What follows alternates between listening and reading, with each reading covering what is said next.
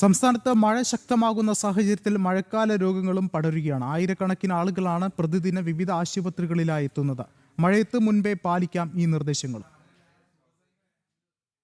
മഴക്കാലം എത്തുന്നതോടെ പകർച്ചവ്യാധികൾ വ്യാപകമാകുന്നത് സാധാരണമാണ്. ഡെങ്കിപ്പനി, എലിപ്പനി, വയറിളക്ക രോഗങ്ങൾ എന്നിവയാണ് പ്രധാന മഴക്കാല വില്ലന്മാർ. രോഗങ്ങളെത്തിയിട്ട് ചികിത്സിക്കുന്നതിനേക്കാൾ നല്ലത് രോഗം വരാതെ സൂക്ഷിക്കുന്നതാണ്. രോഗങ്ങൾക്കെതിരെ പ്രത്യേക കരുതൽ വേണം. പൊതു ഇടങ്ങളിൽ മഴക്കാലപൂർവ്വ ശുചീകരണ പ്രവർത്തനങ്ങളുടെ അഭാവം രോഗം പടരുന്നതിന് പ്രധാന കാരണങ്ങളിലൊന്നാണ്. വെള്ളം കെട്ടിക്കിടന്ന് കൊതുക് പെറ്റുപെരുകാൻ കാരണമാകുന്ന ടയറുകൾ, ചിരട്ടകൾ, പൊട്ടിയതുമല്ലാത്തതുമായ പാത്രങ്ങൾ, ചെടിച്ചട്ടികൾ, ഉപയോഗശൂന്യമായ സംഭരണികൾ എന്നിവ ഒഴിവാക്കുക.